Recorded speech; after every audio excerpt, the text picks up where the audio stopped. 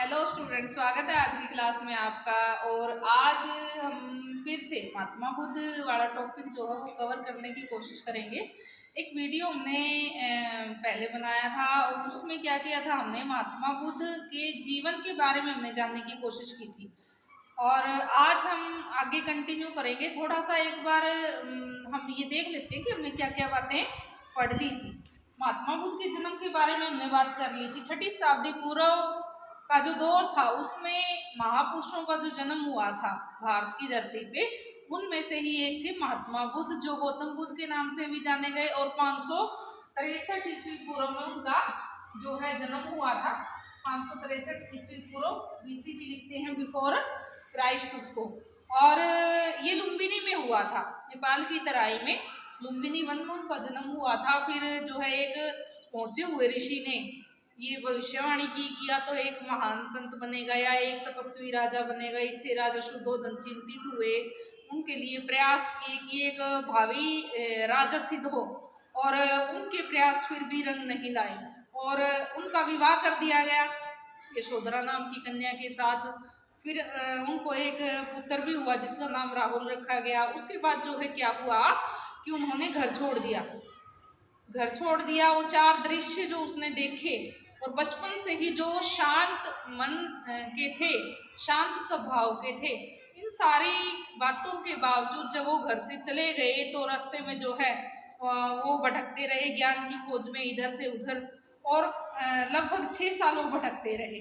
पहले जो उनको मिले गुरु वो थे अलार कलाम। अलार कलाम से उन्होंने शिक्षा पाने की कोशिश की, लेकिन उनकी जो जिज्ञासा थी वो शांत न हो पाई। फिर जो है उन्होंने 5 ब्राह्मणों से मुलाकात की। उन 5 ब्राह्मणों में कौंडिन्य भी थे और उन्होंने उनको कठोर तपस्या का मार्ग बताया, लेकिन उस कठोर तपस्या में उनका शरीर सूख के काटा हो गया। फिर हमने जाना कि किस तरह से वो जो है गया गई, और गया में जो है उन्होंने सुजाता नाम की कन्या के हाथों से खीर खाई। और वैशाख माह की पूर्णिमा को ही उनको जो है ज्ञान प्राप्ति हुई, और पीपल के वृक्ष के नीचे उनको ज्ञान की प्राप्ति हुई थी। ये यहाँ तक हमने पढ़ लिया था।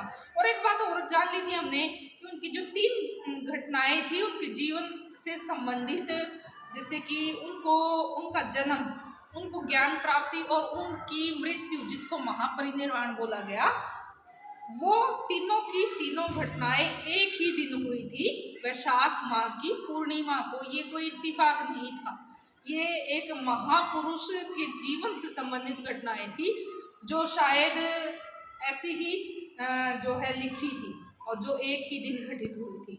तो उसके आगे की बातें हम ज्ञात करते हैं। वो 4 आर्य सत्य क्या बताए उन्होंने, किन 4 आर्य सत्यों की वो बात करते हैं, वो आज हम जिक्र कर लेते हैं। 4 आर्य सत्य,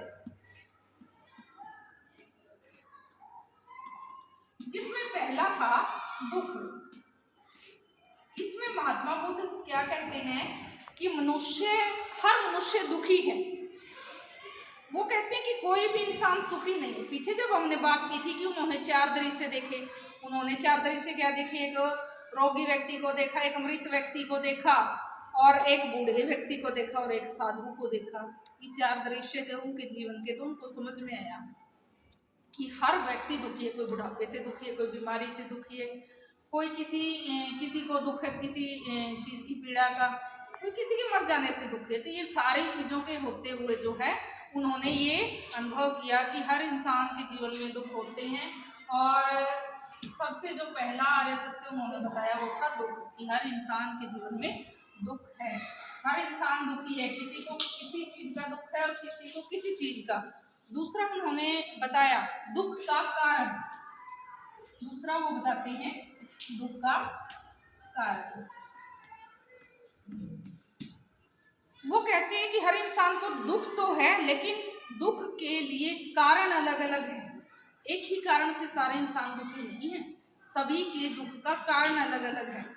कोई संपत्ति ना होने से दुखी है, कोई जो है लालसाओं के कारण दुखी है, कोई गरीबी से दुखी है, कोई रोग से दुखी है, कोई बुढ़ापे से दुखी है, कोई रोजगार ना होने से दुखी है। तो इस प्रकार से सभी मनुष्य जो दुखी हैं उनके कारण अलग अलग हैं। और ये दुख के जो कारण है वो क्या बताए उन्होंने कहा कि हमारे जो दुख का मेन कारण है वो क्या है, हमारी तृष्णा, हमारी लालसा, हमें ज्यादा पाने की चाह होती है और वो चाह ही हमें दुखी करती है। तीसरा उन्होंने बताया दुख निरोध। दुख निरोध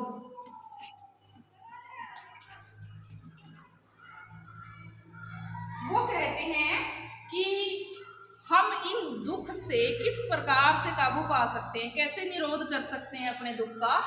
हमारी इच्छाओं पर काबू पाके यदि हम ज़्यादा इच्छा नहीं करेंगे, जितना हमारे पास है उसमें संतुष्ट रहेंगे, तो हम अपने दुखों से मुक्ति पा सकते हैं। चौथा वो क्या बताते हैं, दुख का निरोध मार्ग। दुख का निरोध मार्ग।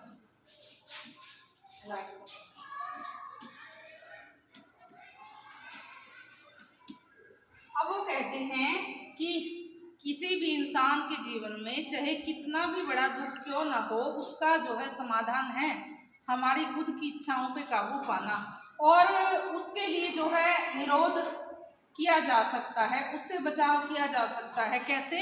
वो कहते हैं कि अष्टमार्ग को अपना करके ही हम दुख से निजात पा सकते हैं। तो ये 4 आर्य सत्यों का उन्होंने जिक्र किया है। तो जिस अष्ट मार्ग पे चल करके दुख निरोध मार्ग को खोजने की बात कहते हैं, वो अष्ट मार्ग कौन कौन से हैं उनको जानना बहुत जरूरी है। अष्ट मार्ग जिनमें से पहला है सम्यक दृष्टि।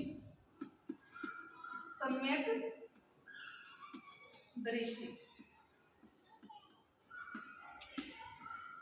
सम्यक दृष्टि मतलब हमें हर इंसान के प्रति अपनी सोच, अपनी समझ सही रखनी चाहिए। दूसरों के बारे में हमें गलत नहीं सोचना चाहिए, गलत नहीं देखना चाहिए।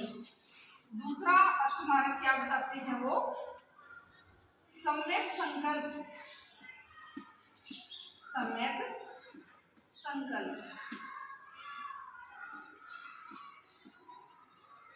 वो कहते हैं कि हमें मानसिक तनाव से, अपनी तृष्णाओं से, इच्छाओं से अपने आप को दूर रखना चाहिए और ऐसा संकल्प लेना चाहिए। तीसरा वो क्या कहते हैं, सम्यक वाणी। सम्यक वाणी मतलब हमें हमेशा मीठा बोलना चाहिए। चौथा वो कहते हैं सम्यक कर्म। सम्यक कर्म। सम्यक कर्म का मतलब है हमें अच्छे कर्म करने चाहिए, बुरे कर्म हमें नहीं करने चाहिए। अच्छे कर्मों पे चल करके ही हमें अच्छे फल प्राप्त होंगे। कर्म को महत्व देते हैं। अगला है सम्यक जीविका। सम्यक जीविका। जीविका क्या होती है, जीवन जीने के लिए हमें अच्छे तरीके ही अपनाने चाहिए। जैसे कुछ लोग चोरी करते हैं, डकैती करते हैं, कुछ लोग भीख मांगते हैं, ठीक है, कुछ लोग दूसरों को परेशान करके लूट खसूट करके कमाते हैं। वो कहते हैं कि हमें जीवन जीने के लिए, मान लिया धन की जरूरत है, जो उसे अर्जित करने के लिए हमें बुरे हथकंडे नहीं अपनाने चाहिए, अच्छे तरीके से हमें जीविका कमानी चाहिए, जीवन जीने के लिए धन कमाना चाहिए। अगला है सम्यक प्रयास। सम्यक प्रयास वो कहते हैं कि हमें दूसरों के साथ हमेशा अच्छा करने का प्रयास करना चाहिए। अगला है सम्यक समृद्धि। सम्यक समृद्धि वो कहते हैं, महात्मा बुद्ध कहते हैं 7वें नंबर पे कि हमें अच्छी यादों को तो हमेशा साथ रखना चाहिए, बुरे विचारों को अपने मन में नहीं आने देना चाहिए, गलत बातों की ओर हमें ध्यान नहीं देना चाहिए, गलत चीज़ों को हमें अनदेखा करना चाहिए, उन्हें ग्रहण नहीं करना चाहिए। नंबर 8 पे वो कहते हैं सम्यक समाधि। सम्यक समाधि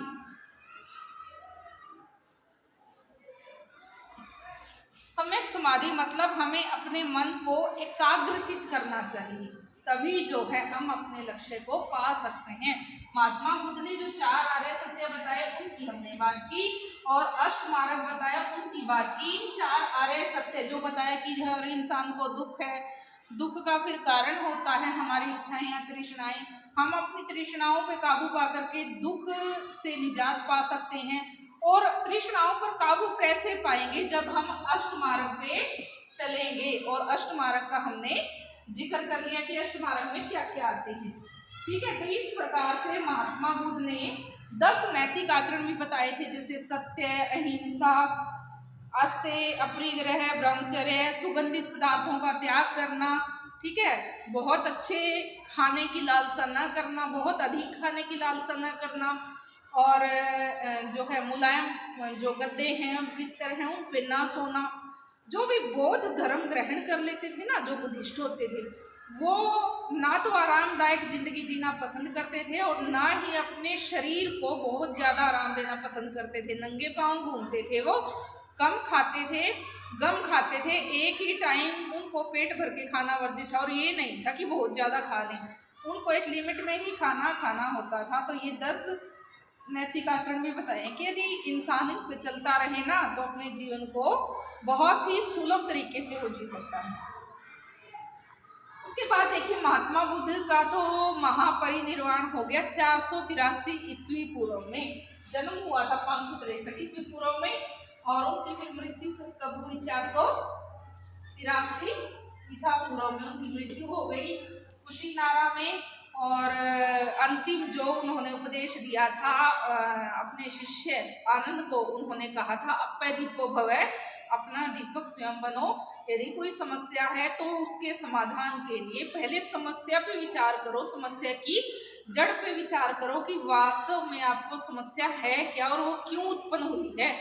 यदि आपको ये समझ में आ गया कि समस्या क्यों उत्पन्न हुई है, तो आप जो है अपने समाधान खुद ही ढूंढ सकते हो। आपको किसी और गुरु की, किसी और मार्गदर्शक की जरूरत नहीं है।